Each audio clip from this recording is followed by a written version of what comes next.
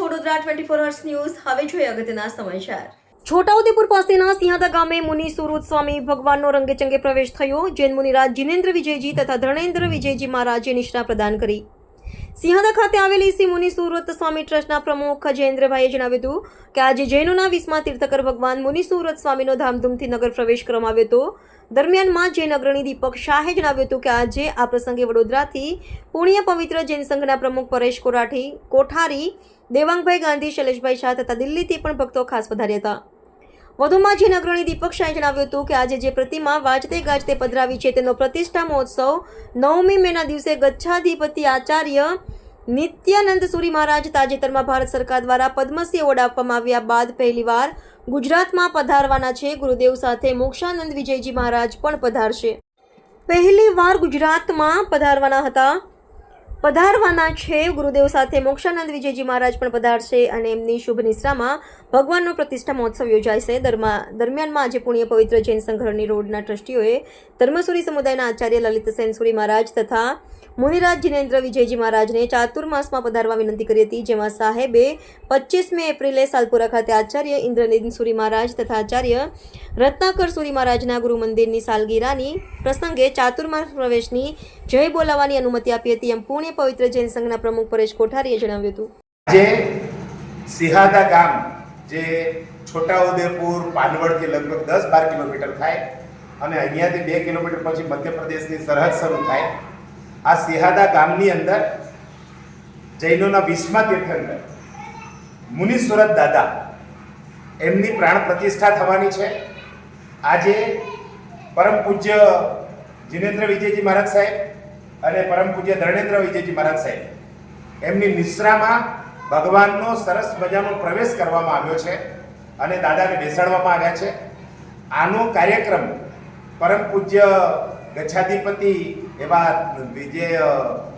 નિત્યાનંદ સુરી મહારાજ સાહેબ એમની કરકમલો દ્વારા કરવામાં આવનાર છે। આપણે ધર્ણેન્દ્ર વિજયજી મહારાજ સાહેબ છે, એમનું જોગાનું જોગા ગામ એમનું પોતાનું સંસારી ગામ છે, તો એમના ગામમાં જ આ સરસ મજાની પ્રતિષ્ઠા થવાની છે। તો ધર્ણેન્દ્ર વિજયજી મહારાજ સાહેબને પૂછીએ કે આખો કાર્યક્રમ શું છે, આ મૂર્તિ ક્યાંથી આવેલી છે અને ક્યારે પ્રતિષ્ઠા થવાની છે, ગુરુદેવ ક્યારે પધારવાના છે? આમાં એવું છે કે ગુરુદેવ 7 તારીખે અહીંયા પ્રતિષ્ઠા માટે મુંબઈથી વિહાર કરીને પધારે છે અને 7 તારીખે પ્રવેશ થશે અને 8 તારીખે અહીંયા પ્રતિષ્ઠા છે।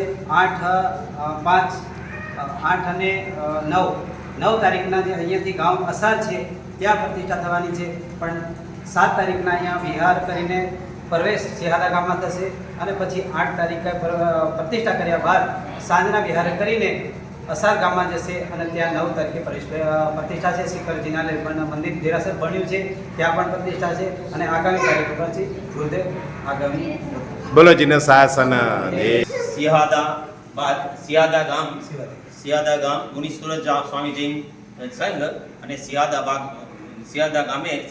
ગામે આપણા ધર્ણેન્દ્ર વિજય મહારાજ સાહેબની પરમ જન્મભૂમિ એટલે કે એમની જન્મભૂમિ અને માતુશ્રી બસીબેન અને એ રીતે એમની જન્મભૂમિની અંદર સરસ મજાનું જિનાલય નિર્માણ પામ્યું છે, ગૃહ મંદિર, અને જેનો આજે મંગલમય મુનિ સુરત પરમાત્માનો એટલે કે આજે પ્રવેશ હતો અને તે સુંદર રીતે પ્રવેશ રહ્યો હતો અને તેમાંથી આપણે દિલ્હીથી સુમની જૈન પધાર્યા હતા અને ઈશ્વરભાઈ વડોદરાથી અને પરેશભાઈ કોઠારી પરેશ કોઠારી પણ હાજરી આપી હતી અને પધાર્યા હતા અને એ સિવાય અહીંયાના ગામના પણ જે પ્રમુખ શ્રી જયેશભાઈ તેમજ મંત્રી શ્રી મિનેશભાઈ પણ રમણેશભાઈ રાઠવા પધારેલા હતા અને સુંદર રીતે ભાગ ભજવ્યો હતો અને સુંદર રીતે ઇન્વોલ્વ થઈને લાભ લીધો હતો અને સુંદર રીતે કિરણભાઈ પણ લાભ લઈને સુંદર રીતે